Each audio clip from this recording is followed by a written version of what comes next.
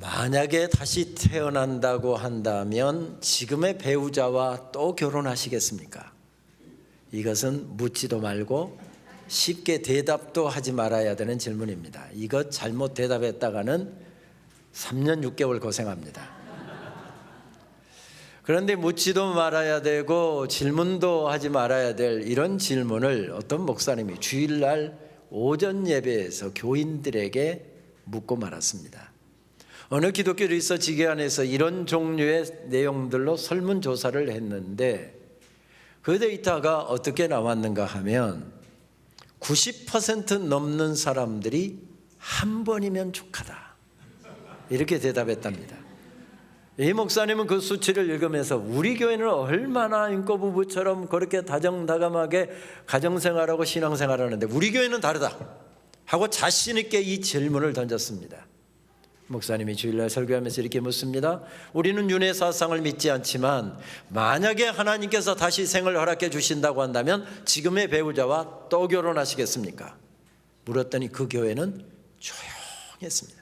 한 사람도 대답하는 사람이 없었습니다. 이 정도인 줄 몰랐습니다. 목사님이 순간적으로 당황을 하는 겁니다.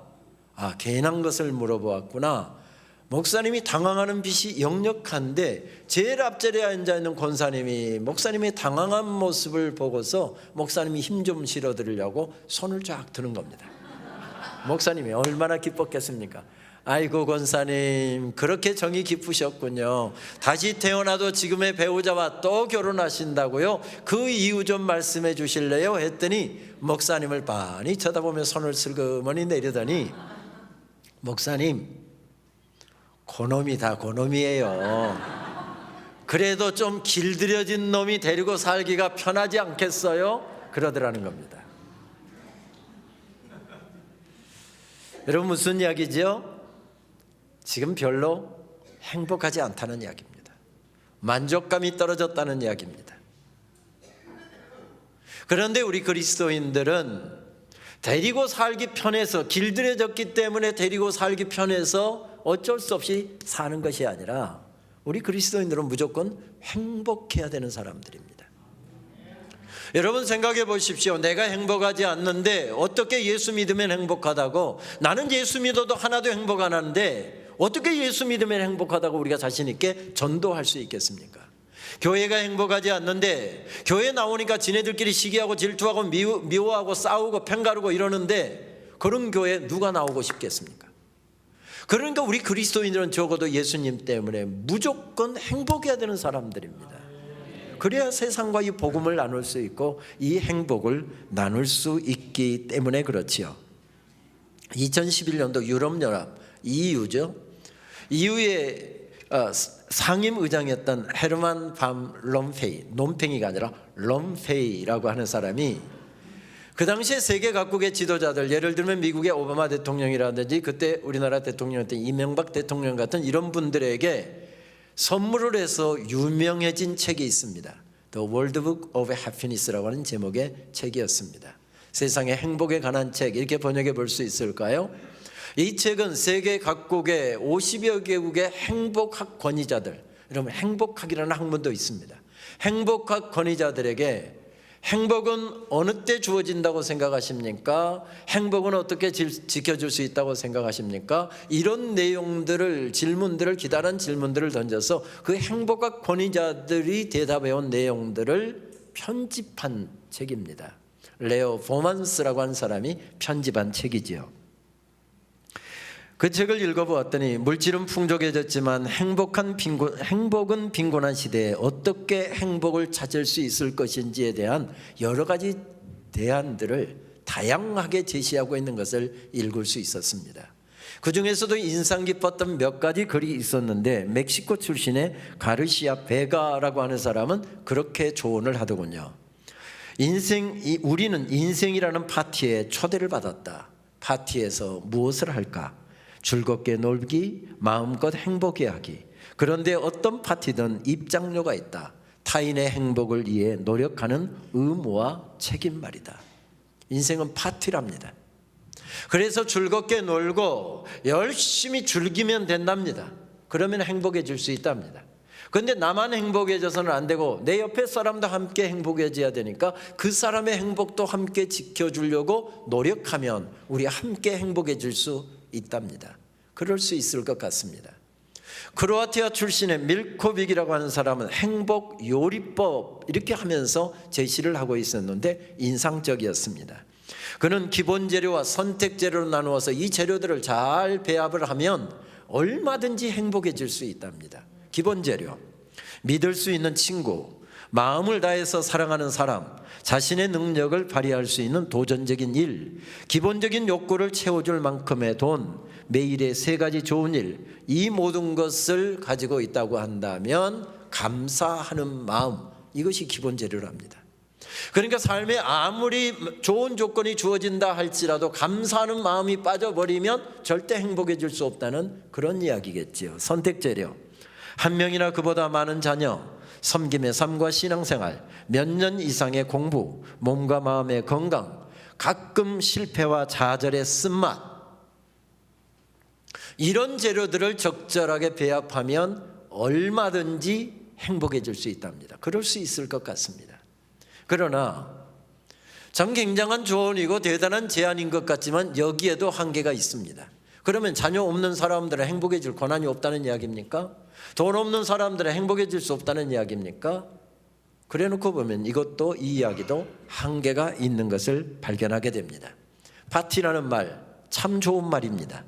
그러나 인생은 파티만 이어지는 것은 아닙니다.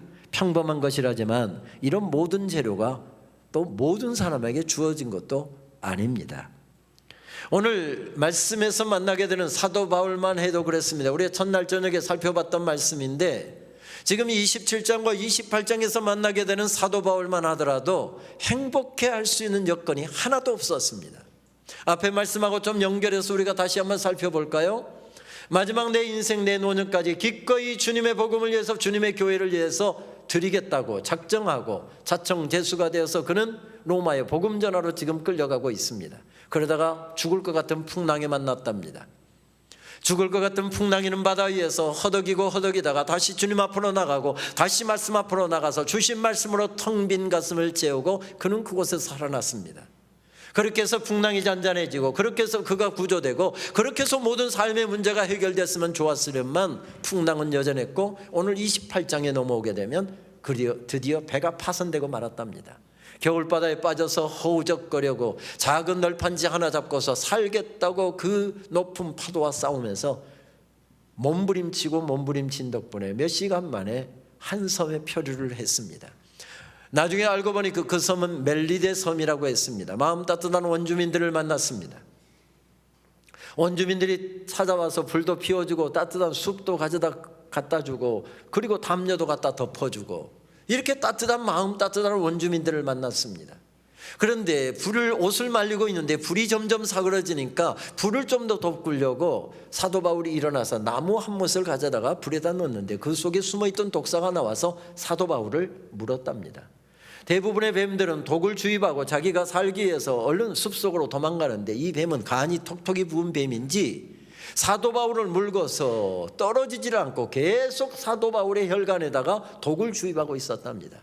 대롱대롱 매달려 있는 이 독사를 보고서 원주민들이 얼굴 색깔이 갑자기 바뀌어지더랍니다. 저 사람들이 바다에서 살아왔던 사람이라 우리가 환대를 했는데 가만히 보니까 독사가 물고 저렇게 떨어지지 않는 것 보니까 이 사람은 신의 저주를 받은 사람이다. 만약에 이런 사람 도와줬다가는 우리에게 신의 저주가 옮겨오게 된다. 그들의 민간 신앙을 따라서 갑자기 냉대하기 시작하더랍니다. 여기서 여러분 무슨 파티할 분위기가 있습니까?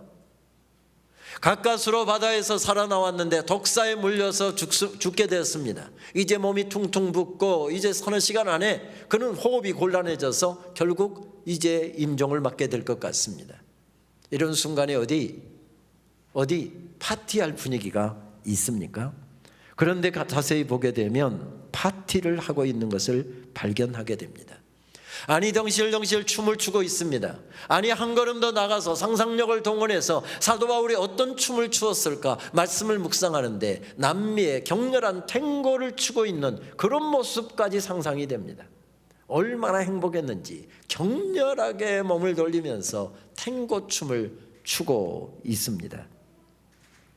저는 몇 해 전 연말 학기를 마친 다음에 성적 처리와 그리고 인쇄소에 넘겨야 할 책 원고를 마무리하기 위해서 거의 밥 먹는 시간을 빼고 나머지 시간은 거의 책상머리에 앉아서 보냈습니다.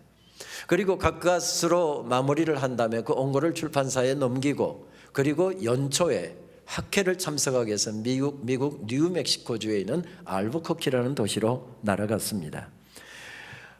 북미의 학자들 그리고 아시아권, 유럽권에 있는 학자들 약 500명 정도가 모여서 4박 5일 동안 하는 학회였습니다. 북미 예전 학회라고 하는 학회였죠. 꽤 많은 돈을 들여서 갔기 때문에 아침 거의 9시부터 밤 9시 반 10시까지 계속 그 학회가 굉장히 빡빡하게 진행되는 학회였지만 돈을 많이 들고 왔기 때문에 저도 본전 뽑으려고 한 타임도 빼지 않고 열심히 학회에 참석했습니다. 그리고 4박 5일 학회를 마치고서 하루 저녁을 알버커키에서 잠을 잔 다음에 그 다음 날 LA로 날아갔습니다. LA의 한 목사님 교회에 집회를 인도하기 위해서였죠. 그런데 첫날 목사님이 식사 대접한다고 공항에서 와서 저를 픽업하고 숙소 들어간 다음에 식사를 하는 장소에 나왔는데 목사님 혼자 나오셨어요. 그리고 식사를 시키라고 하면서 메뉴판을 제가 골라서 식사를 고르고 나니까 그냥 자기 것은 오더를 안 하고 내 것만 오더를 하는 거예요. 아니 그 목사님은 식사 안 하세요? 그랬더니 자기는 금식 중이라고 그랬습니다. 그럼 뭐하러 나오셨어요? 저 혼자 식사할 텐데. 오늘만 나와서 예우상 오늘 하루만 식사 대접하고 내일부터는 호텔에서 목사님 혼자 식사하셔야 됩니다. 이야기를 들어보니까 교인들은 사흘을 금식을 하면서 연초 금식 성회를 하더군요. 교인들을 밥을 다 못 먹게 하고 성회하는 교회는 그게 처음 봤습니다. 교인들은 사흘, 목사님은 8일 동안 금식을 집회 전부터 집회 끝날까지 끝까지 이렇게 해서 전으로 해서 8일을 금식하고 있더군요. 그래서 저도 더 긴장을 하고 금식하면서 은혜 받겠다고 하는데 말씀 잘 전해야 되겠다 하고서 첫날 저녁에 가서 집회를 시작했는데 첫날 집회를 하고 와서 몸살이 나고 말았습니다. 학기 말에 무리도 하기도 했고 미국까지 날아와서 시차도 적응되지 않은 상황에서 학회 일정 다 소화하고 몸살이 난 것 같습니다. 저는 비교적 건강 체질인데 한 번 아프면 정말 1년에 한두 번 정도 있는데 죽도록 아픕니다. 제 아내 말에 의하면 저러다가 천국 가는 게 아닐까 싶을 정도로 끙끙 앓습니다. 그래도 또 본래 잘 약을 안 먹는 스타일이어서 웬만하면 병원 안 가고 약 안 먹고 버티는 스타일이니까 좀 더 기간도 깁니다. 제 스타일을 알기 때문에 만약에 집회 왔다가 몸살이 나면 이 집회 못 하는 것이어서 그때 이제 식사 약속이 없으니까 LA에 공부하고 있는 제자들이 이렇게 저렇게 다 알고서 저에게 연락을 왔길래 교수님 식사 한번 하고 뵀으면 좋겠습니다. 그래서 뭐 점심 저녁 다 식사 약속을 잡아놨습니다. 그런데 밥맛이 싹 가시고요. 우선 오한이 나서 뭐 어떻게 사람을 만날 여유가 없는 겁니다. 그래서 다 연락을 해서 내가 지금 몸살이 나서 아무래도 식사 못 하겠으니까 식사 취소하자. 대신 얼굴 보려고 하면 그 교회로 직접 예배 시간에 와라 하고 전부 다 캔슬했습니다. 그 다음 날 새벽 기도 갔다 와서 하루 종일 누워 있었습니다. 음식도 못 먹고요. 막 끙끙끙 앓았습니다. 그리고 저녁 집회 가서 하고 왔습니다. 그날 저녁부터 또 다른 통증이 오는데 화장실에 가서 소변 한번 보려고 하면 한 30분이 걸리고요. 그렇게 아픈 통증 저는 처음 경험했습니다. 나중에 알고 보니까 방광염이라고 그러더군요. 그런데 전에 미국에서 공부할 때 보험 없이 살다가 애가 아파서 병원에 입원했는데 딱 하루 저녁 했는데 가서 검사 한두 가지 했는데 돈이 5,000불, 한 650만 원 정도가 나온 겁니다. 그래서 병원은 웬만하면 미국에서 안 가는데 병원 갈 생각도 못하고요. 끙끙끙 앓았습니다. 얼마나 아픈지 밤새 잠을 못 자고요. 새벽 4시 반에 새벽 기도를 위해서 목사님이 오셔서 그냥 준비를 하고 왔습니다. 그런데 오한이 나서 밖에를 나갈 수가 없습니다. 물론 최고 온도로 호텔 방 맞춰놨고요. 그래서 LA는 아시는 대로 겨울에 온화한 지역이어서 오리털, 돛바 이런 거 필요 없습니다. 근데 뉴멕시코주는 굉장히 추운 지역이어서 오리털, 돛바, 목도리, 모자 그리고 장갑 다 갖고 갔습니다. LA에서는 만약에 그 복장하면 완전히 촌놈 복장이 되는 겁니다. 그런데도 불구하고 목도리 다 하고요, 마스크 하고요, 장갑 끼고 오리털, 돛바까지 하고 모자까지 쓰고 호텔 로비에 딱 나타나니까 호텔 직원이 힐끔힐끔 쳐다보면서 저 사람 아무래도 좀 이상한 사람 같다고. 그것도 새벽 4시 반에 일어나는 사람이 누가 있습니까? 새벽 4시 반에 중부장하고 나타나니까 호텔 직원이 자꾸 힐끔힐끔 쳐다봐요. 목사님 차 타고 교회 도착해서 제일 앞자리에 앉았는데 옷을 벗을 수가 없어요. 돛바를 벗으면 죽을 것 같아요. 그래서 돛바 그대로 입고 계속 앉아 있었습니다. 그리고 앞에 찬양팀이 나와서 찬양하는데 찬양을 할 힘도 없어서 그냥 제일 앞자리에 앉아서 계속 기도했습니다. 하나님, 저 놀러 온 거 아니거든요. 금식하면서 은혜 받겠다고 하는 이 교회에 집회 인도하러 왔는데 제 몸 하나도 지금 건사할 수 없는 상황인데 제가 무슨 은혜를 끼칠 수 있겠습니까? 하나님 어떻게 좀 해주세요. 하나님 어떻게 좀 해주세요. 찬양팀이 한 15분 새벽에 찬양을 인도하던데 15분 동안 계속 앉아서 똑같은 기도만 했습니다. 하나님 어떻게 좀 해주세요. 어떻게 좀 해주세요. 어떻게 좀 해주세요. 그랬더니 열이 싹 내리고요, 오한이 싹 가시고요. 그랬으면 얼마나 좋았겠습니까만은 그대로였습니다. 그대로였습니다. 그런데 목사님이 이제 성경 봉독하고 이제 강사 목사님 나오셔서, 근데 오리털 돛바 입고 나가서는 설교할 수가 없잖아요. 내가 죽으면 죽으리라 하고서 오리털 돛바를 정말 그 심정으로 벗었습니다. 그리고서 제가 강단에 올라가면서 뭐라고 생각했는가 하면, 새벽이지만 특별 집회이기 때문에 40분 이상 설교해달라고 해서 한 40분 45분 정도 설교 분량을 준비해 갖고 왔습니다. 오늘 몸도 아프고 한 15분 20분으로 딱 엑기스로 그냥 컨덴스해서 딱 15분만 설교하고 빨리 숙소에 가서 누워야 되겠다 하고 강단에 올라갔는데, 이것은 진짜입니다. 설교를 딱 시작했는데 오한이 딱 사라지는 겁니다. 열이 딱 사라지는 겁니다.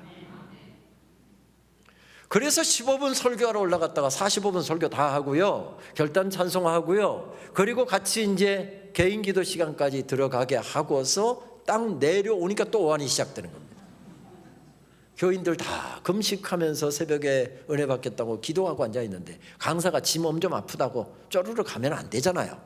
그래서 솔직히 말씀드리면 기도할 마음도 없고 기도할 지금 힘도 없는데, 교인들 눈치 때문에 앞자리에 앉아서 돛바 다시 입고 목도리 하고 장갑 끼고 앉아 있는데 기도가 제대로 됩니까? 뭐라고 기도할게요? 하나님, 진짜 치사하게 이러시깁니까? 애들 장난도 아니고 강단에 올라가니까 오한과 열이 내리고, 설교 마치고 내려오니까 오한과 열이 시작되고, 고쳐주시려면 쿨하게 쓴 김에 확 쓰지, 하나님 그 애들 장난도 하고 이러고 앉아 있었습니다. 그런데 하나님 불리하시니까 말씀을 안 하시더라고요. 그래서 그냥 앉아서 이렇게 그 눈감만 감고 몸은 쑤시죠, 뭐 열은 나죠, 그냥 이렇게 멍하고 앉아 있었습니다. 그런데 그때 하나님께서, 저 장로교 목사입니다, 말씀 안 하면 충분합니다. 하나님의 확실한 말씀이 있는데 환상이 뭐가 필요합니까? 그거 구하지도 않았는데요, 하나님께서 마치 파노라마처럼 쫙 펼쳐서 보여주시는데 환상을 보여주시는 거예요. 삭막한 어느 한 지점에 한 노인이, 머리가 하얀 노인이 서 있었습니다. 근데 한 젊은 신사가 그에게 다가오더니 그 노인의 손을 잡아서 일으키는 겁니다. 그리고 서서히 음악이 흘러나오면서 그 노인을 빙빙 돌리면서 춤을 추고 있었습니다. 탱고 춤이었습니다. 제가 황홀하게 눈 감고 있다가 그 보여주시는 환상을 쫙 보고 있는데, 황홀하게 보고 있는데 탱고가 한 판이 딱 끝나자 그 신사가 저에게 오더니 저에게 이렇게 말을 걸어오는 겁니다. 은영아, 너 나하고 탱고 한 판 출래? 전 탱고는 못 추는데요. 네가 탱고만 못 추냐? 네가 출 수 있는 짐은 아무것도 없잖아. 그냥 내가 이끄는 대로 따라오면 되느니라.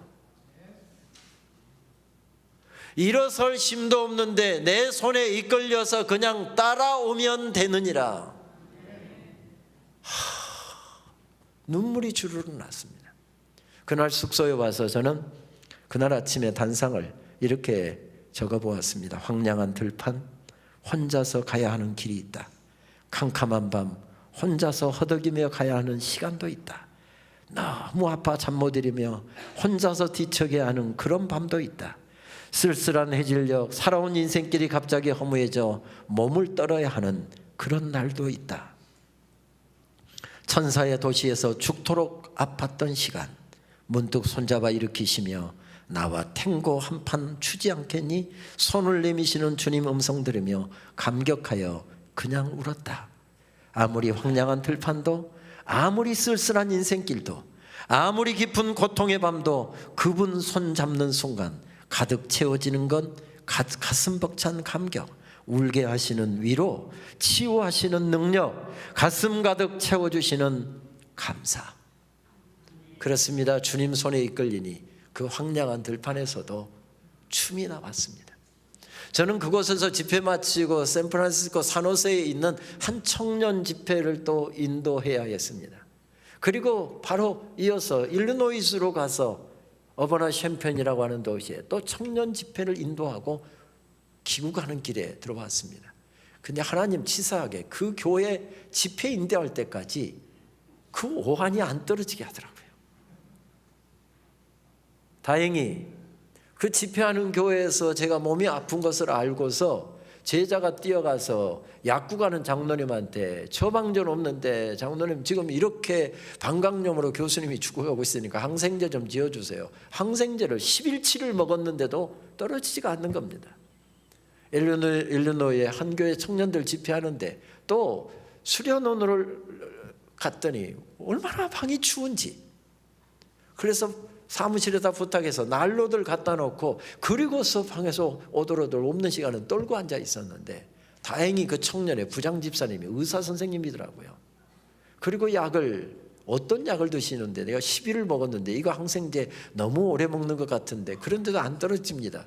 의사 선생님이 약을 보더니 약은 제대로 처방됐습니다마는 조금 더 먹읍시다. 그 의사 선생님이 장로님인데 장로님이 지어준 약을 먹고 나서 일리노이에서 고쳐져 갖고 한국에를 돌아왔습니다. 그런데도 내가 충만해지니까, 내가 감격으로 넘쳐나게 되니까 주님이 내가 지금 아파하는 걸 주님이 알고 계시는구나 하니까 그 어려운 시간들도 이겨낼 수 있었습니다. 무엇이 사도 바울로 하여금 춤을 추게 했습니까? 무엇이 파티하게 했습니까? 분명히 혼자서 가는 길이었습니다. 그런데 거기에 우뚝 서 계시는 분이 계셨습니다. 나 혼자서 가는 길이고 죽으러 가는 길이고 독사에 물려서 이제 죽음 앞에 서 있는 걸음인데 거기에 우뚝 서 계시는 그분 손을 잡았더니 그 황량한 들판에서도 탱고 춤이 나오게 되었던 것이죠. 그렇습니다. 황량한 들판에서 춤을 추었던 것은 그 어려움의 자리 그의 곁에서 말씀하시는 주님을 만났기 때문이었습니다. 고독한 인생길을 노래하면서 그래서 조병아 시인은 밤이라고 하는 메타포를 통해서 그렇게 노래를 합니다. 고독하다는 건 아직도 나에게 소망이 남아있다는 거다. 소망이 남아있다는 건 아직도 나에게 삶이 남아있다는 거다. 삶이 남아있다는 건 아직도 나에게 그리움이 남아있다는 거다. 그리움이 남아있다는 건 보이지 않는 곳에 아직도 너를 가지고 있다는 거다. 이렇게 저렇게 생각을 해보아도 어린 시절의 마당보다 좁은 이 세상, 인간의 자리, 부질없는 자리, 가리울 것 없는 해오리 들판, 고독하다는 건 아직도 나에게 소망이 남아있다는 거요. 소망이 남아있다는 건 아직도 나에게 삶이 남아있다는 거요. 삶이 남아있다는 건 아직도 나에게 그리움이 남아있다는 거요. 그리움이 남아있다는 건 보이지 않는 곳에 아직도 너를 가지고 있다는 거다. 시인은 너라고 하는 단어를 형상화해서 우리 인생길에 우뚝 서 계시는 분, 우리 인생이 황량하지만, 우리 걸어가는 인생이 답답하지만 내 인생의 풍경이 되어주신 분이 우뚝 서 계실 때 인생길은 얼마든지 파티장으로 바뀔 수 있다는 사실을 우리들에게 알려줍니다. 그렇습니다. 풍경은 우리들을 불행하게 만들기도 하고 행복하게 만들기도 합니다. 황량한 들판, 그 들판을 바라보는 풍경에 우리의 시선이 꽂아 있다고 한다면 우리의 삶은 아무리 많은 것을 가져도 넓은 집에 살고 있어도 아무리 자녀들이 잘 됐다 할지라도 내 인생은 비참해질 것입니다. 그러나 내 인생의 풍경이 되어주신 분, 내 인생길 가운데 우뚝 서 계시는 분, 그분을 뵙고 그분의 손을 잡고 그분의 손길에 이끌리는 한 내 인생이 지금 황량한 들판에 서 있다 할지라도 그 들판에서도 파티가 시작될 수 있다는 말씀입니다. 유난히 굴곡 많은 인생을 살았던 도종환 시인은 그래서 풍경이라고 하는 시에서 그렇게 노래합니다. 이름 없는 언덕에 기대어 한 세월 살았네. 한 해의 절반쯤은 황량한 풍경과 살았네. 꽃은 왔다가 순식간에 가버리고 특별할 게 없는 날이 오래 곁에 있었네. 그렇습니다. 황량한 인생길이었답니다. 답답함과 한숨이 절로 터져 나오는 그런 인생길이었답니다. 그래서 애로웠답니다. 그래서 답답했답니다. 특별할 게 없는 날이 오래 머물러 있었답니다. 그런데 시인은 그의 노래를 이렇게 이어갑니다.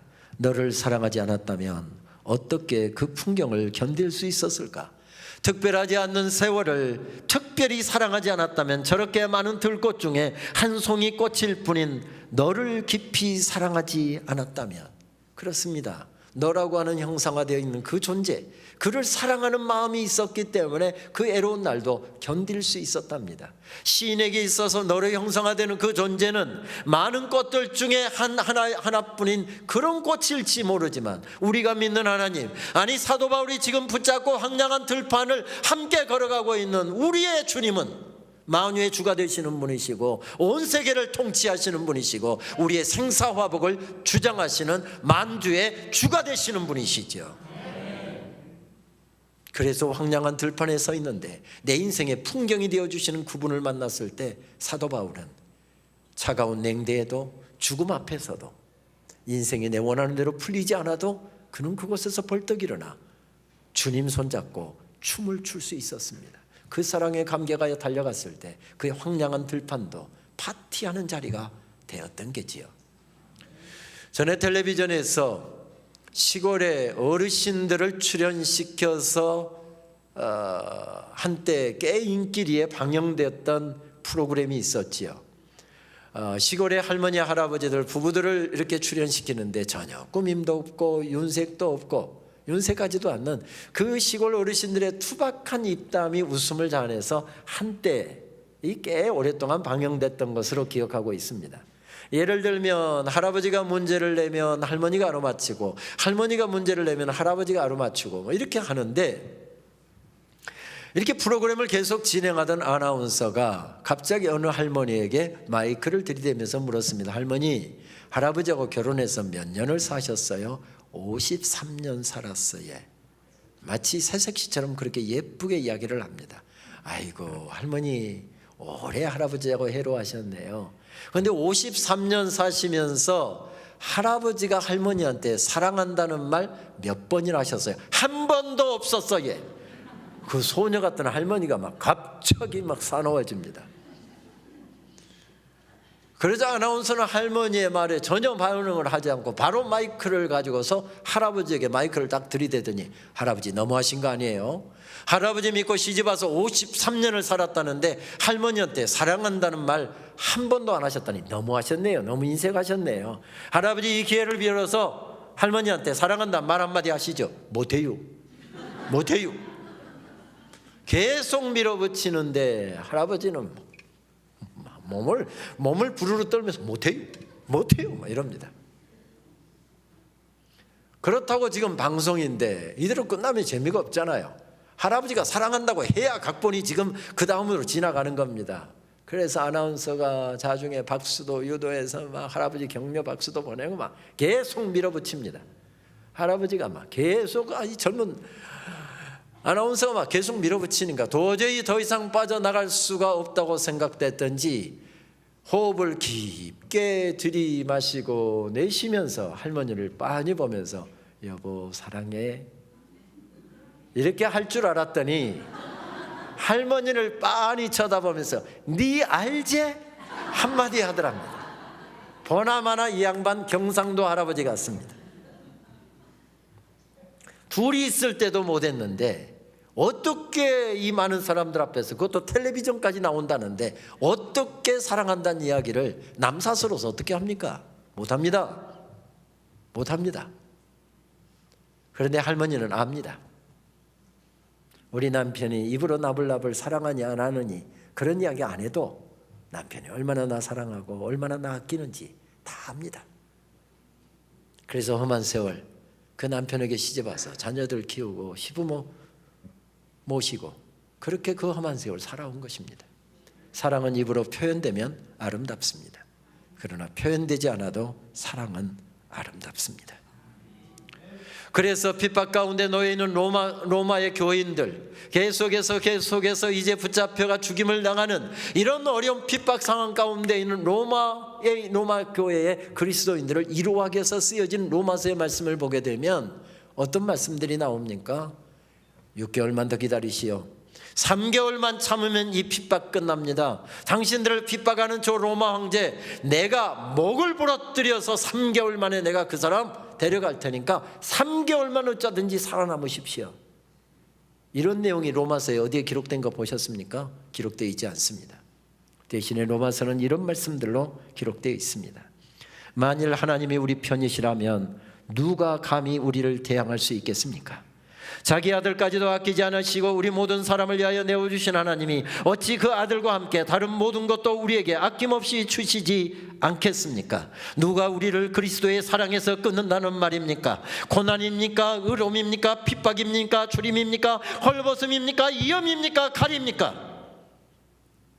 우리를 사랑하시는 그리스도를 통해 우리는 이 모든 것을 거뜬히 이깁니다. 그러므로 죽음이나 생명이나 천사들이나 지옥의 권세나 현재일이나 장래일이나 능력이나 높은 것이나 깊은 것이나 그 밖에 그 어떤 피조물도 우리 주 예수 그리스도 안에 있는 하나님의 사랑에서 결코 끊을 수 없다고 나는 확신합니다. 무슨 이야기를 들려주고 있습니까? 지금 남편이 붙잡혀갔는데 남편이 3개월 후면 풀려난다, 한 달 후면 풀려난다, 이런 내용은 이런 말씀 듣고 싶어하는 성도들에게 그런 말씀을 들려준 것이 아니라 무슨 이야기를 들려주고 있습니까? 하나님의 사랑 이야기를 들려주고 있습니다. 하나님의 사랑에 붙들리게 되면, 하나님의 사랑에 물들게 되면 이런 핍박쯤은 넉넉히 이길 수 있기 때문에 로마서는 하나님의 사랑 이야기로 채우고 있습니다. 우리가 어떤 죄인이었는지, 우리가 어떻게 하나님의 진노의 자식들이었는지, 그런데 하나님께서 어떻게 우리를 구원하셨는지, 구원하신 이후에 우리를 어떻게 인도하시고 그 은혜를 받은 사람들이 어떻게 삶을 살아야 될 것인지 로마서는 그런 내용으로 채우고 있습니다. 그렇습니다. 그는 지금 하나님의 사랑에 이끌려가고 있습니다. 그 사랑의 하나님이 바울 곁에 우뚝 서 계십니다. 그는 풍랑이 일어날 때도 끊임없이 환란이 이어질 때도 오직 하나님께만 시선을 둡니다. 황량한 들판에 시선을 둔 것이 아니고 나를 손가락질하는 그 사람들에게 시선을 둔 것이 아니고 삶의 환경, 내게 죽도록 만드는 그 삶의 여건에다가 시선을 둔 것이 아니라 나를 사랑하시는 하나님께 시선을 둡니다. 그가 당당함이 어디에서 나왔습니까? 하나님의 사랑에서부터 나왔고 그 사랑에 물들어서 하나님을 사랑하는 마음이 있었기에 그 황량한 들판에서도 벌떡 일어설 수 있었습니다. 그렇습니다. 감격입니다. 그 감격이 사라지면 모든 것이 다 사라지게 되지요. 이영규 시인은 지리산 시인이죠. 이영규 시인은 이 마음을 겁나게와 잉 사이로라고 하는 제목의 시에서 그는 이렇게 노래를 합니다. 전라도 구례 땅에는 비나 눈이 와도 꼭 겁나게와 잉 사이로 온다. 가령 섬진강변에 마고시리나 용두리의 뒷집 할머니는 날씨가 조금만 추워도 겁나게 추워 불구마이. 어쩌다 리어카를 살짝만 밀어줘도 겁나게 욕봤소이. 강아지가 조금만 짖어도 그놈의 새끼 겁나게 싸납소이. 족간 씨알이 베길 이야기를 하시오. 지난봄 잠시 다툰 일을 얘기하면서도 성님 그러고 본게 겁나게 세월이 흘러버렸구만. 굳은 일 좋은 일도 겁나게 와 잉사이. 여름 모기 잡는 잠자리 때가 낮게 날아도 겁나게 와 잉사이로 날고 텔레비전 인간극장을 보다가도 새끼들이 짠해서 웃자까이 눈물 훔치는 너무나 인간적인 과장의 어법. 내 인생의 마지막 문장 허공이라도 비문을 쓴다고 한다면 꼭 이렇게 쓰고 싶다. 그러지 겁나게 좋았지라이. 이 겁나게와 잉사에다가 무엇을 넣느냐에 따라서 인생이 달라진다는 것입니다. 예를 들면 겁나게 꼴보기 싫어야, 겁나게 잘난 척이야, 이런 말들을 넣어서 하면은 분위기가 싸해지만 겁나게 왜 인사에다가 칭찬하고 격려하는 말들. 아따 성님 오늘은 겁나게 이쁘요. 아니 성님 못 먹어버렸다요. 겁나게 젊어져 버렸어요. 이러면 분위기가 좋아지는 겁니다. 우리 2월 한 달 동안은 교인들 만나면 겁나게와 인사에다가 칭찬하고 격려하는 말, 우리 다 지금 어려운 시간들 보내고 있잖아요. 겁나게와 인사에다가 칭찬하고 격려하는 말, 이건 넣어갖고 인사 한번 해보면 어떨까요? 한번 연습 한번 해볼까요? 옆에 분 한번 보시고 장로님인지 권사님인지 확인하신 다음에 겁나게 이쁘요, 겁나게 멋있어.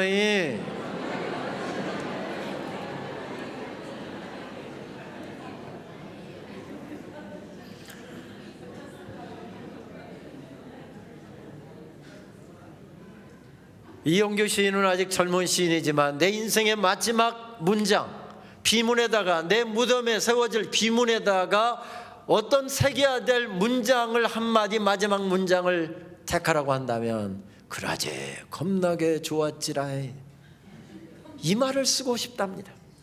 사도 바울의 가슴 속에 지금 그 말이 용솟음 치고 있는 거지요. 외로운 길입니다. 혼자서 가는 길입니다. 그런데 혼자가 아니었습니다. 주님이 함께 가고 계십니다. 죽음의 위험 앞에 서 있습니다. 사람들의 냉대 앞에 서 있습니다. 그런데 혼자가 아니라 주님께서 내 인생의 풍경이 되어주시는 그 놀라운 주님의 사랑 앞에서 사도 바울이 이렇게 이야기하고 있습니다. 그라제 겁나게 좋았지라이. 여러분 알고 계십니까? 사도 바울이 강주 사람이라는 거. 전라도 사람이어갖고 이 문장을 지금 성경에 안 나타나서 그렇지 성경에다가 아마 이 사실 요약해서 넣었다고 한다면 분명히 전라도 말로 넣었을 것입니다. 그라제 겁나게 좋았지라이, 이랬을 것입니다. 그게 사도 바울로 하여금 지금 황량한 들판에서 춤추게 만들고 있습니다. 성경을 찾아볼까요? 로마서 1장 1절 말씀을 보십시오. 고린도전서 1장 1절 말씀, 고린도후서 1장 1절 말씀, 데살로니가전서, 데살로니가후서 1장 1절 말씀, 디모데전서, 디모데후서, 그리고 에베소서, 갈라디아서, 골로새서 1장 1절 말씀을 보게 되면 똑같은 말씀, 비슷한 말씀이 계속해서 반복되고 있습니다. 하나님의 은혜로 말미암아 사도된 나 바울은, 예수 그리스도의 은혜로 말미암아 사도된 바울은, 하나님의 뜻으로 말미암아 사도된 나 바울은, 매번 하나님의 말씀을 받아서 편지를 쓸 때마다 언제나 그 고백을 담고 있습니다. 이 말이 무슨 이야기입니까? 이 말을 어려운 말로 바꾸면, 전라도 말로 바꾸면 그라제 겁나게 좋았지나, 그 말입니다. 그 말입니다. 젊은 날에 그는 예수님을 믿지 않았습니다. 예수님 믿는 사람을 잡아 죽이고 잡아 가두던 사람이었습니다. 그런데 하나님께서 그를 하나님의 사랑으로 덮으셨습니다. 그래서 평생 하나님의 은혜에 감격하면서 살았습니다. 그런데 하나님께서 그를 부르신 다음에 그를 뭐라고 말씀하십니까? 너는 13번째 사도다. 사도는 12이면 충분한 숫자입니다. 12는 안전 숫자죠. 그래서 12지파, 12제자, 12문, 12족장, 12대문, 완전수입니다. 완전한 숫자가 세워졌다는 이야기죠. 12사도가 완전수로 채워졌기 때문에 예수님 사람이 필요해도 13번째 사도를 두지 않았습니다. 부르지 않았습니다. 사람이 없어서가 아니었습니다. 완전 숫자가 채워졌기 때문이었습니다. 그런데 가룟 유다가 예수님 배신하고 양심의 가책을 받아서 스스로 목매달아 죽었답니다. 한 자리가 비었습니다. 예수님 부활하시고 예수님이 이 땅에 계실 때 얼마나 흥분이 되는지, 그 한 자리 비었는지 신경도 못 썼습니다. 그러다가 예수님께서 승천하시고 난 다음에 예수님 뭐라고 말씀하시죠? 예루살렘을 떠나지 말고 이로부터 내려오는 하나님의 은혜를 힘입을 때까지 기도할 것을 요청하십니다. 그래서 사도행전 1장 말씀에 보게 되면 그들은 그 명을 따라서 열심히 기도합니다. 바로 성령이 강림했습니까? 그러지 않았습니다. 한참 기도하다가 보니까 한 자리가 비어있는 것을 발견하게 됩니다. 안전수에서 지금 한 자리가 비어있는 것을 발견하고 어떻게 하죠? 사도 보선부터 먼저 합니다. 그래서 12자리를 채웠습니다. 그리고 났더니 교회에 성령의 은혜가 임했습니다. 그래서 교회가 시작된 거죠. 그런데 그의 형 요한의 형이었던 야고보가 제일 먼저 순교를 당했습니다. 사도 벗어났습니까? 벗어나지 않았습니다. 도마가 순교를 당했습니다. 벗어냈습니까? 벗어나지 않았습니다. 베드로가 순교를 당했습니다. 벗어냈습니까? 벗어나지 않았습니다. 왜 이 사람들 죽었는데 벗어를 안 한 것입니까? 이 사람들은 이 땅에서 사도로 살다가 여기에서 천국으로 옮겨간 것뿐이지 그 자리를 박찬 게 아니기 때문에 벗어나지 않은 것입니다. 이것은 열둘 완전수라고 하는 히브리 문화권에서 누구나 다 아는 사실이었습니다. 그런데 사도 바울이 어느 날 교회에 핍박하던 사람이 갑자기 예수님 믿고 그리고 교회에 나타났는데 나도 사도다 하고 돌아다닙니다. 애들도 웃을 이야기였습니다. 저 사람 저 실성한 사람이구만. 사도가 어디 13번째 사도가 있어? 예수님이 12만 세우셨는데. 그런데 하나님께서 너는 이방인을 위해서 세운 너는 특별 사도다. 하나님의 은혜가 아니면 그는 결코 사도가 될 수 없는 사람이었습니다. 그런데 하나님께서 그를 13번째 사도로 세워주신 겁니다. 그 감격, 그 은혜에 대한 감격을 이렇게 표현하고 있는 거죠. 하나님의 은혜로 말미암아 사도된 나 바울은, 하나님의 뜻으로 말미암아 사도된 나 바울은, 예수 그리스도의 은혜로 말미암아 사도된 나 바울은 언제나 그 사실, 그 감격에 사로잡혀 살았다는 말씀이지요. 우리 시대의 유명한 심리학자인 스카펙이라고 하는 학자는 아직 가지 않은 길이라고 하는 그의 책 가운데서 현대인들의 아픔과 문제의 근원을 추적하면서 그 중에 하나가 놀라움, 이 감격의 상실이라고 이야기합니다. 기독교 신앙을 통해서 시작됐던 전 미국 사회가 저렇게 병들어가고 미국이 하나님을 떠나서 저렇게 타락해가는 이유가 무엇인 줄 아느냐 하면서 우리가 즐겨 부르는 찬송 305장 찬송, 그 찬송 가사를 4절까지 그의 책에다가, 심리학 책인데 그 책에다가 4절까지 다 적어놓은 것을 읽을 수 있었습니다. 미국 사회가 떨리는 가슴으로 이 찬양을 정말 온 가슴으로 떨면서 이 찬송을 드리기를 멈춰버렸을 때 미국 사회는 병들어가고 있고 미국 교회는 쇠락하고 있다는 이야기입니다. 한국 학자가 이야기한 게 아니라 미국인 학자가 지금 이야기한 것입니다. 그는 그의 책에다 이렇게 쓰죠. Amazing Grace, 얼마나 놀라운 은혜입니까? How sweet the sound that saved a wretch like me. 나 같은 죄인이 구원받았다라고 하는 그 말씀이 얼마나 놀랍고 감미로운 말씀입니까? I once was lost but now am found. 전에는 내가 잃은 바 되었으나 지금은 찾은 바 되었고, was blind but now I see. 전에는 제가 보지 못하였으나 이제는 주님을 보고 있습니다. 이 Amazing Grace, Amazing Grace, 이 Amazing이라는 단어를 잃어버리면 목사도 죽는답니다. 장로도 죽는답니다. 권사도 죽는답니다. 예배도 죽는답니다. 찬양도 죽는답니다. 기교는 있을지 모르지만, 아름다운 하음은 있을지 모르지만 찬양의 능력은 사라져버리게 된답니다. Amazing, 얼마나 놀라운 은혜입니까? 여기에서 모든 게 결정된다는 것입니다. Amazing. 우리도 한번 305장 찬양할 수 있을까요? 우리 그냥 부르지 말고 가사를 먼저 한번 읽어보고 정말 나는 떨림으로 이 고백을 드릴 수 있는가, 정말 온 가슴으로 이 고백을 드릴 수 있는가, 먼저 한번 생각해보고 우리 찬양하십시다. 나 같은 죄인 살리신 주 은혜 놀라워, 잃었던 생명 찾았고 광명을 얻었네. 큰 제약에서 건지신 주 은혜 놀라워, 나 처음 믿은 그 시간 귀하고 귀하다. 우리 같이 찬양하실까요? 나 같은 죄인 살리신 주 은혜 놀라워,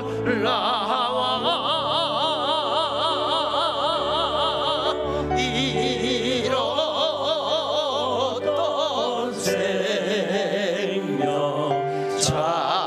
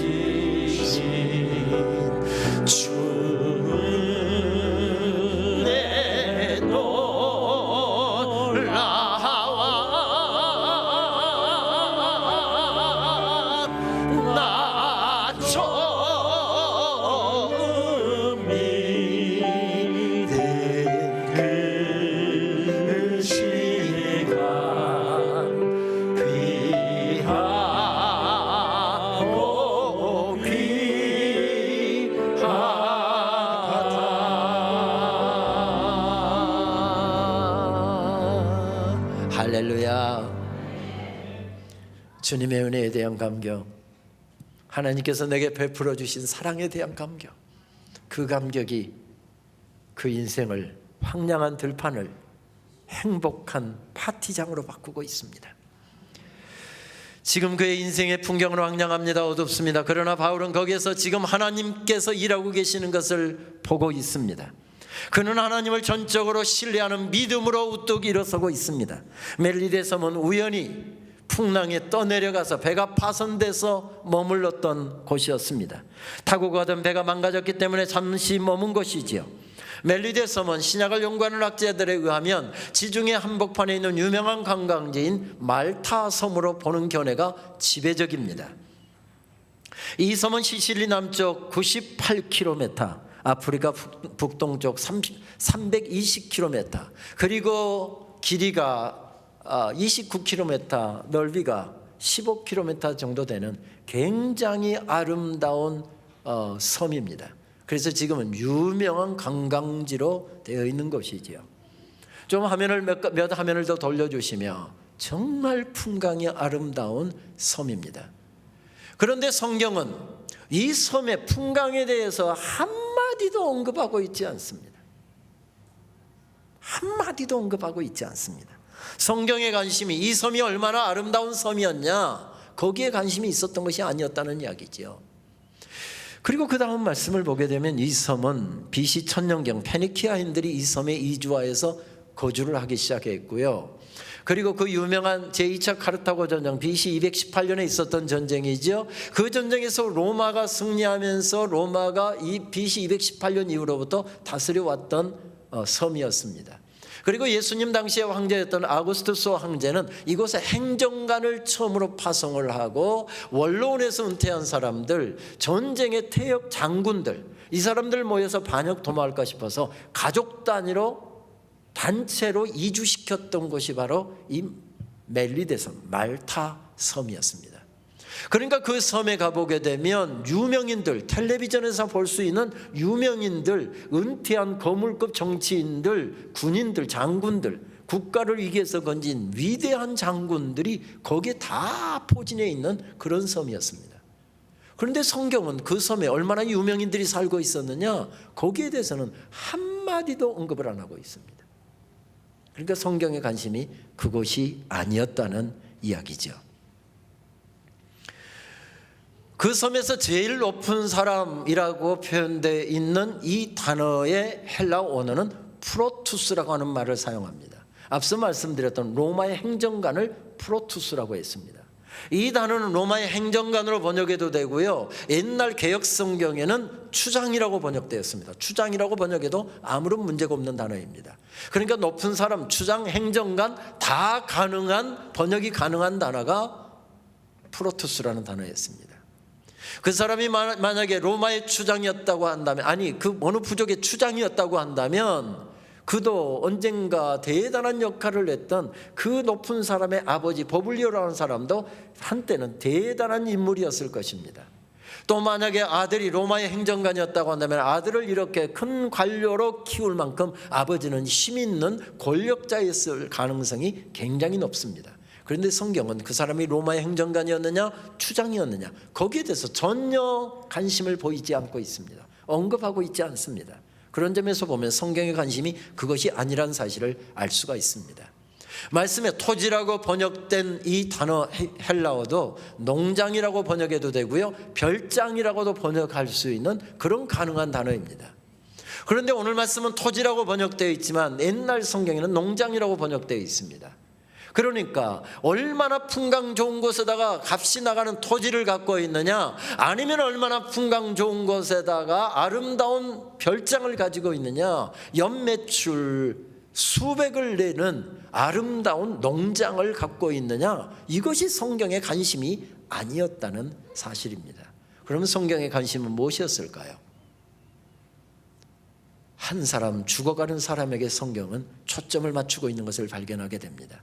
그 섬의 제일 높은 사람 버블리오라고 하는 사람의 아버지라고 나오는데 그 아버지 이름도 나타나 있지 않습니다.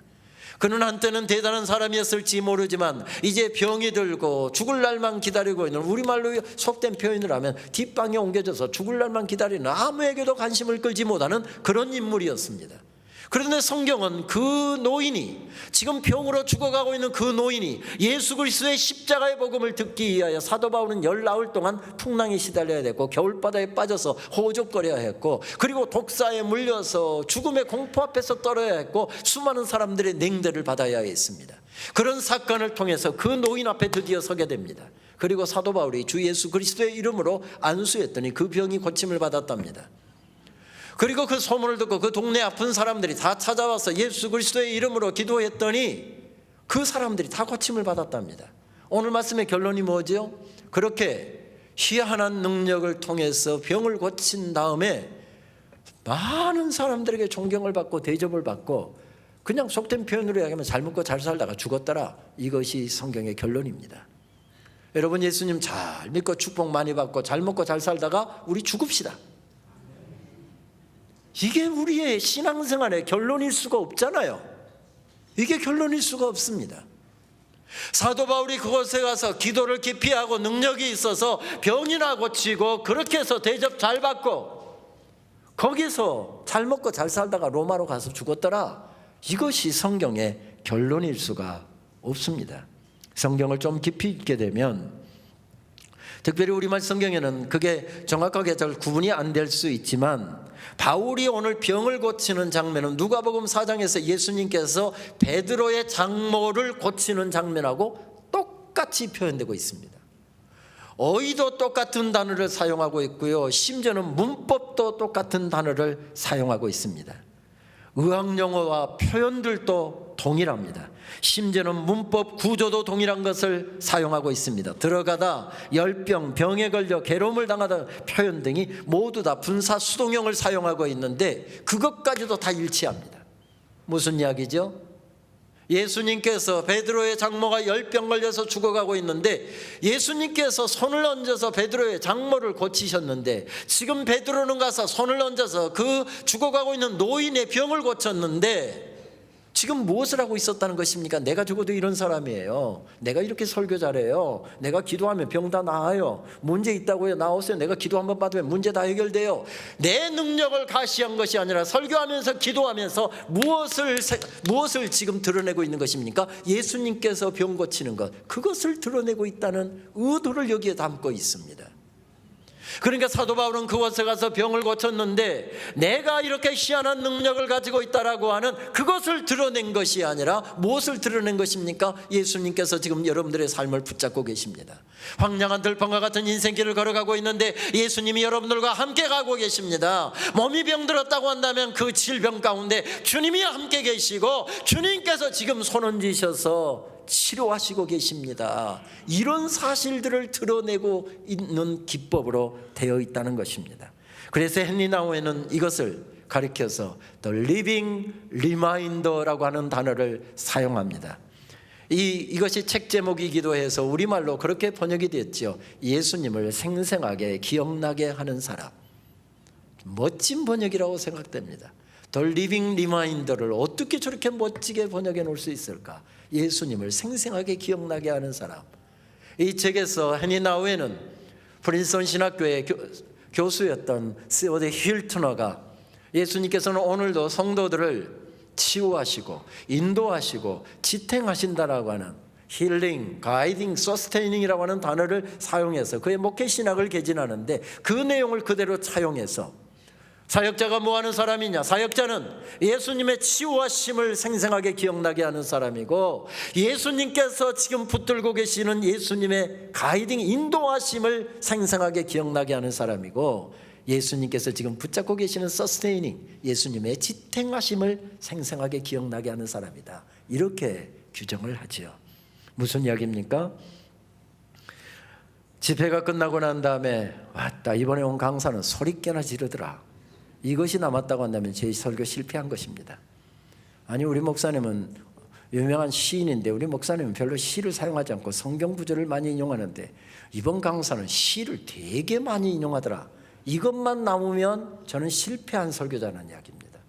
이 설교가 끝나고 나서, 집회가 끝나고 나서 뭐가 남아야 된다는 것입니까? 예수님께서 우리를 붙들고 계시고, 예수님께서 우리를 인도하고 계시고, 예수님께서 우리의 삶을 고치고 계시고, 우리들의 병든 몸을 치료하고 계시고, 이것이 생생하게 기억나야 지금 제대로 한 것이라는 그런 이야기죠. 그렇습니다. 사도 바울은 그 땅에서 그렇게 예수 그리스도를 전파하고, 그리고서 그는 그 겨울이 지나고 봄에 배를 타고 로마로 갔답니다. 그리고 사도행전 28장 끝절 31절 말씀을 보게 되면 사도행전의 마지막 장 마지막 절은 그렇게 알려주고 있습니다. 주 예수 그리스도에 관한 모든 것을 담대하게 거침없이 가르치더라. 담대하게 거침없이. 그는 로마의 제수로 갔는데 사람들은 갇혀 있었지만 사람들은 자유롭게 만날 수 있게 되었답니다. 만나는 사람들에게 담대하게 거침없이 복음을 전했답니다. 로마 황제가 주님께 돌아왔습니까? 돌아오지 않았습니다. 로마 시가 회개하고 주님께 돌아왔습니까? 돌아오지 않았습니다. 담대하게 거침없이 하나님의 말씀을 전했는데 고난 가운데 있었던 로마 교회의 그리스도인들 몇 사람들이 힘을 얻고 위로를 얻었는지 모르지만 교회를 새로 세운 것도 아니었고 2년 반 동안 그렇게 거침없이 담대하게 외쳤으나 그냥 그렇게 지내다가 AD 64년경에 네로 황제 밖에 때 로마의 그리스도인들과 함께 사도 바울도 순교를 당한 것으로 알려지고 있습니다. 로마 땅에 가서 거침없이 담대하게 하나님의 복음을 전했지만 로마 땅이 뒤집어지는 역사도 없었고요, 황제가 돌아오는 역사도 없었고요, 로마 시민들이 단체로 교회에 등록하는 일도 없었습니다. 그냥 개죽음 당한 것입니다. 그것으로 끝이었습니다. 그것으로 끝이었습니다. 그런데 300년 후에 사도 바울이 복음의 씨를 뿌렸을 때는 아무런 것도 나타나지 않았지만 300년 후에 그가 눈물로 뿌렸던 복음의 씨가 싹을 트기 시작하고 자라나기 시작하는데 우죽순처럼 싹이 터져 나오기 시작하면서 로마 전체가 그리스도께 돌아오는 역사가 일어났습니다. 그것은 300년 후에 일어난 일이었습니다.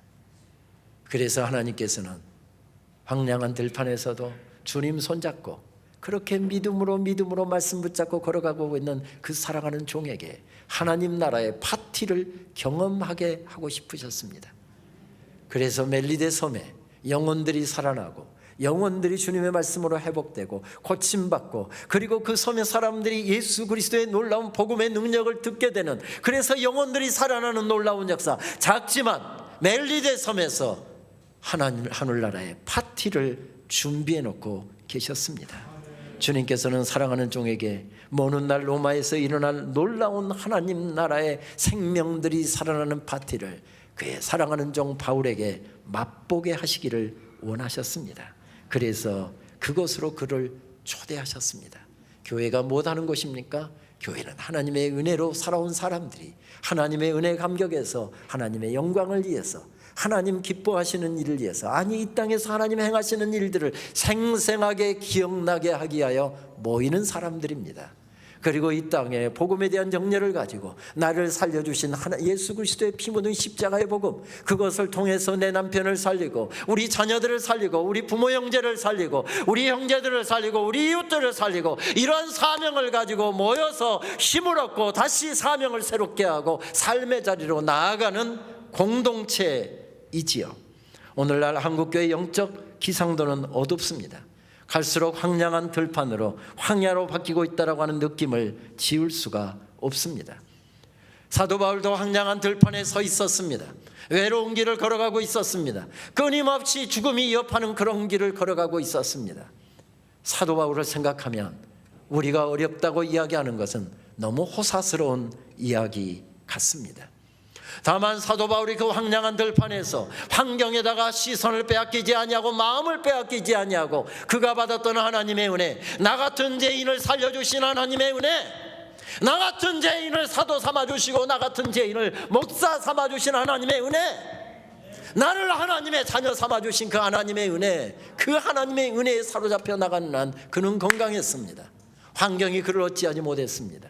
하나님의 사랑에 붙들려 나가는 한 황량한 들판에서도 그는 하나님 나라의 파티를 계속했고, 그 주변에 서 있는 사람들까지 그 하나님 나라의 파티를 맛보게 하셨습니다. 주어진 시간 우리도 무엇인가를 쓰고 무엇인가를 새기고 무엇인가 발자국을 남기고 떠나는 것, 그것이 우리의 인생길인 것 같습니다. 짧은 인생길 살아가면서 누군가는 선명한 발자국을 남기기도 하고 어떤 사람은 희미한 발자국을 남기기도 합니다. 자녀들에게 큰 빌딩 사서 자녀들 유복하게 살게 해주리라. 그것이 정말 자녀들에게 행복하게 해주는 것일까요? 그것도 필요할지 모르지만 그것보다 더 필요한 것은 자녀들의 영혼이 예수 그리스도의 피 묻은 십자가의 복음에 적셔질 때 그 자녀들은 이 땅에서뿐만 아니라 영원한 천국까지 이어지는 영원한 행복을 맛보게 될 것입니다. 우리 이 믿음의 유산을 우리를 울게 했고, 우리를 춤추게 했고, 우리를 감격하게 했고, 한밤중에 일어나도 피곤을 모르게 했던 그 하나님의 사랑, 그 하나님의 놀라운 은혜를 우리 사랑하는 자녀들에게 유산으로 우리도 물려주십시다. 그러면 잘 산 사람들이 아니겠습니까? 오래전 저는 30대 초반에 약간의 나이에 서울 강남의 한 교회 담임으로 부임하던 주일을 잊어버릴 수가 없습니다. 대학 교목으로 활동하시던 목사님이 교회를 개척한 교회였습니다. 그 당시에는 전원교회 컨셉도 없던 시절인데 그 교회는 역시 강남에 위치했던 교회답게 전원교회를 꿈꾸고 있었습니다. 교회에서 한 50km 정도 떨어져 있는 곤지암 땅에다가 1,500평 땅을 확보해 놓았더군요. 1,500평 땅이 조금 좁지만은 그 땅과 연결해서 하나님의 영광을 위해서 쓴다고 한다면 이 땅을 기꺼이 하나님께 드리겠습니다. 3만 평 땅을 내놓은 집사님이 계셨습니다. 그래서 3만 1,500평 땅을 확보하고 있었고요. 그곳에다 교회당 짓고 숙소 짓고 그곳에다가 작은 대안학교도 짓고, 그리고 주말이면 내려가서 교인들이 함께 식사하고 교제하고 성경 공부하고 주일 저녁 주일 예배까지 드리고 오는 것으로, 그리고 서울 대치동이나 역삼동 쪽에는 교회가 주중 집회를 할 작은 빌딩 하나 짓기 위해서 장로님이 희사한 그 건물 지을 땅까지도 다 준비되어 있었습니다. 노후까지 그렇게 같이 지내기로 한 교회인데 갑자기 목사님이 자녀들이 캐나다 토론토에 살고 있어서 사모님이 자녀들 너무 보고 싶어 해서 그냥 이민을 가기로 결정을 한 것입니다. 그래서 제가 2대 목사로 부임을 했습니다. 1대 목사 환송, 2대 목사 환영, 오후 예배 때 그 환영과 환송 순서를 가는데 교인 한 300명 정도 모이는 아담한 교회였는데 프로그램을 진행하는데 대단했습니다. 제가 그래서 하도 감동이 돼서 이거 누가 기획했느냐고 물어봤더니 MBC PD가 기획을 했다고 하더군요. 역시 PD답게 정말 프로그램이 그렇게 알차게 멋있게 진행이 되고 있었습니다. 그 중에 순서 하나가 권사님 한 분이 나오더니 지난 8년 동안 목사님과 함께 신앙생활하면서 얼마나 행복했는지 그 소회를 쭉 이야기하더군요. 우리 천국 가는 그날까지 목사님과 노후도 함께 보내고, 목사님 아프면 우리가 돌봐드리고 내가 아프면 목사님이 돌봐주시고, 그렇게 우리 함께 노후까지 보내기로 했는데 목사님이 갑자기 캐나다로 떠나게 돼서 마음이 얼마나 슬픈지 모른다고 하면서 목사님께 마지막으로 노래 한 곡 들려주고 싶습니다 하면서 제일 앞자리에 제가 앉고 그 옆에 목사님이 앉았는데 오더니 그 일대 목사님을 이렇게 세우더니 팔짱을 딱 끼고 노래를 하기 시작하는 겁니다. 제가는 처음 들어본 노래였습니다. 그런데 이 권사님이 그 노래를 부르는데 아까 나 같은 죄인 살리신 찬송할 때는 멀쩡했는데 이 노래를 부를 때는 막 권사님이 막 펑펑 우시면서 노래를 하시는 겁니다. 그러자 권사님이 막 우느라고 노래를 잘 못 이어가자 다른 권사님들이 나오더니 또 막 다른 권사님들이 그 노래를 이어갔습니다. 좀 있으니까 남자분들도 몇 분 나오고요. 목사님 전부 다 팔짱 끼고서 막 노래를 부르는데 정말 그 광경이 저에게는 생소했습니다. 그때 그 권사님이 불렀던 노래, 처음 듣는 노래였는데 이런 노래였습니다. 인생은 미완성 쓰다가 많은 편지 그래도 우리는 곱게 써가야 해. 인생은 미완성 부르다 묻는 노래 그래도 우리는 아름답게 불러야 해. 지금 얼굴이 환해지신 분들은 옛날에 한 가닥씩 하신 분들입니다. 저는 그런 노래가 있는지도 몰랐습니다. 나중에야 알게 된 거, 그 노래가 이진관 씨가 부르는 인생은 미완성이라는 노래인 것을 알았습니다. 교회에서 우선 그런 노래를 부르는 것도 그 당시 저는 도저히 용납이 안 되는 생소했고, 김원웅 목사님도 그러시잖아요. 저도 전도하고 철야기도하고 새벽기도하고 똑같은 교회에서 부목하면서 그렇게 한 영혼 살리겠다고 날마다 축호전도하고 막 그렇게 살다 왔는데 인생은 뭐가 미완성이에요? 주님 오실 때까지 우리 씩씩하게 사는 거지. 그래서 이건 전혀 저하고는 컨셉이 안 맞는 노래였고, 그래서 알지도 못했던 노래였습니다. 그런데 그 권사님 나이가 제가 되고 보니까 이 노래가 좋아집니다. 제가 종종 부르다가 은혜 받아갖고 울 때도 있습니다. 보세요, 인생은 미완성, 그리다 마는 그림이랍니다. 그래도 우리는 아름답게 그려야 된답니다. 인생은 미완성, 새기다가 많은 조각이랍니다. 그래도 우리는 곱게 새겨야 된답니다. 그렇습니다. 열심히 신앙생활하지만 주님 오늘이라도 부르시면 오늘이 마지막 주일 되는 것입니다. 그래서 더 좋은 조각, 더 아름다운 노래, 더 아름다운 이야기 남기고 하려고 하는 노력이 있을 때 황량한 들판에서도 한울 파티는 계속되게 될 줄 믿습니다. 작년 11월 저는 서울의 한 교회에서 모이는 젊은이들의 찬양 모임인 마커스라고 하는 모임에서 설교를 하게 되었습니다. 그날 결단 찬송은 주 나의 모습 보내 상한 나의 마음 아시네라고 하는 찬양이었습니다. 마커스에서 만든 찬양이었죠. 저는 그래서 마커스에 저는 찬양에 필이 꽂히면 뭐 일주일, 어느 때는 그 찬양을 한 달 넘게 똑같은 찬양만 듣고 있었던 것 같습니다. 그래서 결단성으로 정했는데 이런 좋은 찬양을 만들어 주셔서 정말 고맙다 했더니 놀랍게도 그 찬양을 만든 남편하고 자매를 그곳에서 만났습니다. 그들은 마커스에서 평신도 사역자로 섬기다가 부인 되는 사람은 싱어로서, 그리고 남편 되는 사람은 뒤에서 안내도 하고 뭐 정리도 하고 하는 이런 섬김으로 그렇게 섬기다가 두 사람이 만나서 사랑을 하게 됐고 결혼까지 이르게 되었답니다. 그런데 결혼한 지 3개월 만에 이 자매가 백혈병이 발병했답니다. 그리고 병원에 무균실에 바로 입원을 했습니다. 살 수 있을지 죽을지 모르는 꽤 악성이라는 이야기를 들었습니다. 살 방법이 없다고 하는데 한 약이 지금 치료제가 개발됐다는 이야기를 의사가 몇 개월 투병을 한 후에 이야기를 해주더랍니다. 그런데 이 약은 지금까지 나타난 사이드 이펙이 있는데, 이 부작용이 있는데, 이 약을 만약에 여성들이 처방을 받게 되면 100% 아이를 갖지 못하게 된다는 것입니다. 그러니 남편하고 의논하고 이야기해 주면 우리가 약을 처방할 텐데, 당신은 이 약이 아니면, 이 약도 살 수 있을지 없을지 처방을 해봐야 되지만 이 약이 아니면 당신은 100% 몇 개월 안에 죽습니다. 그래서 의사가 꼭 그 약을 쓰도록 권유를 하는데, 그 이야기를 듣고 자매는 결혼 3개월밖에 안 됐는데 아이를 못 갖는다는데 어떻게 그런 약을 쓸 수가 있습니까? 저는 싫습니다, 그렇게 이야기했답니다. 의사가 결국은 이 환자를 살리려고 남편을 불러다가 또 이야기를 했다죠. 당신 부인은 이 약이 아니면 치료할 방법이 현재까지는 없는데 이 약을 안 쓰면 당신 부인은 죽습니다. 그런데 이 약을 쓰면 당신 부인은 살지만 당신들은 아이를 가질 수 없습니다. 부인을 좀 설득해 주십시오. 남편이 기도하고 눈물로 아내를 설득을 했습니다. 아이 없이도 나는 살 수 있지만 당신 없이는 나는 살 수가 없다. 약을 투여받고 일단 생명부터 살리고 보자. 남편의 눈물의 설득에 결국은 아내가 허락을 했습니다.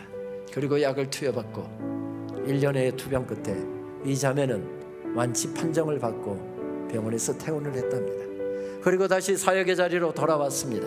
사역의 자리에서 찬양을 인도하면서 찬양을 하는데, 살려주신 하나님의 은혜가 너무 감사하면서도 다시는 아이를 가질 수 없다는 그 사실이 갑자기 막 가슴이 맺혀오면서 막 눈물이 나오기 시작하더랍니다. 그래서 찬양을 인도하다가 자기는 우느라고 찬양을 인도 못하고 옆에 있는 찬양팀들이 찬양을 이어가는데, 그때 자매가 하염없이 울고 있을 때 하나님께서 그 자매의 입술에 담아주신 노래가 주 나의 모습 보내 상한 나의 마음 아시네라고 하는 찬양이었답니다. 그래서 그 찬양을 받아서 만든 다음에 간증과 함께 이 찬양을 나누고 이 찬양을 함께 막 부르고 또 불렀답니다.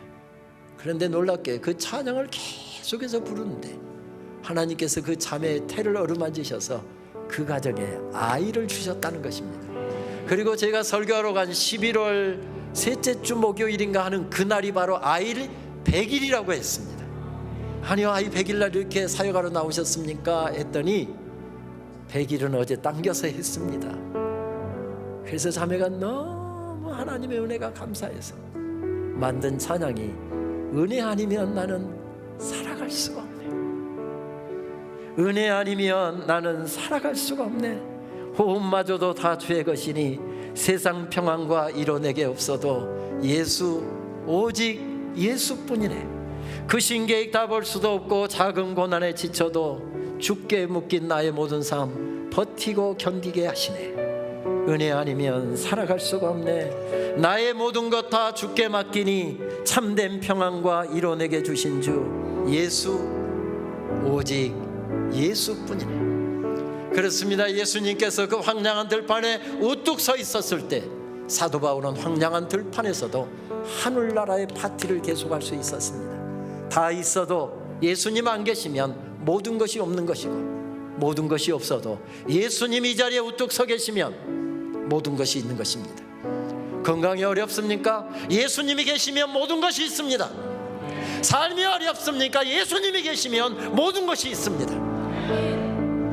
사업이 안 됩니까? 인생이 막혀 있습니까? 예수님이 함께 계시면 다 있습니다. 우리도 고백할 수 있을까요? 은혜 아니면 살아갈 수가 없네. 호흡마저도 다 주의 것이니 세상 평안과 이로 내게 없어도 예수 오직 예수뿐이네. 우리 같이 찬양하면서 나가도록 하겠습니다.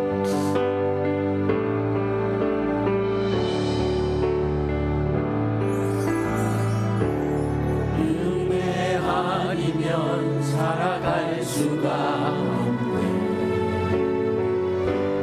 호흡마저도 다 주의 것이니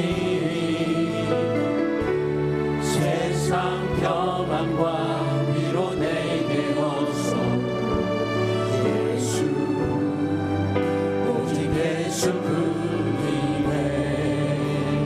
그 신계획 다 볼 수도 없고 그 신계획 다 볼 수도 없고 작은 고난에 지쳐도 주께 묻기 나의 모든 삶 버티고 견디게 하시네.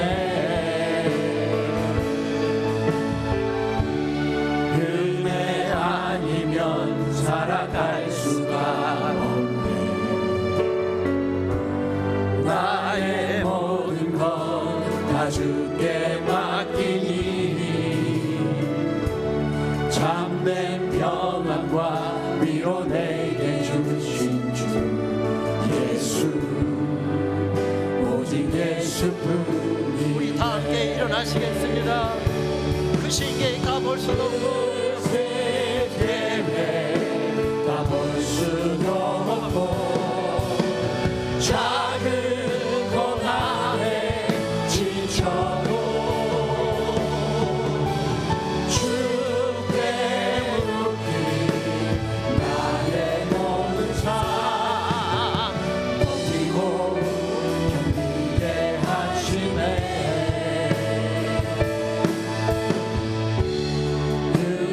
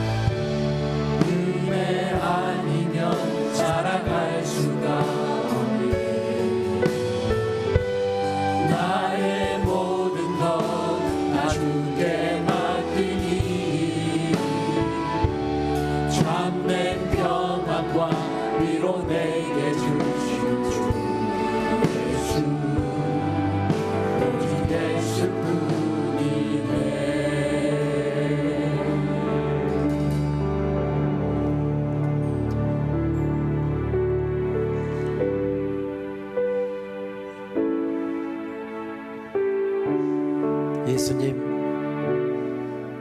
당신으로 옷을 입히면 나는 궁중의 여인. 예수님, 당신이 계시지 않으시면 나는 가난뱅이 여인. 한 시인은 그렇게 고백을 하더군요. 황량한 들판에 서 있고 외로운 인생길에 서 있고 앞도 막혀 있고 뒤도 막혀 있고 죽을 것 같은 삶의 자리에 서 있어도 우뚝 서 계시는 그분 손잡았을 때 그 자리가 하나님 나라의 파티 자리가 되었답니다.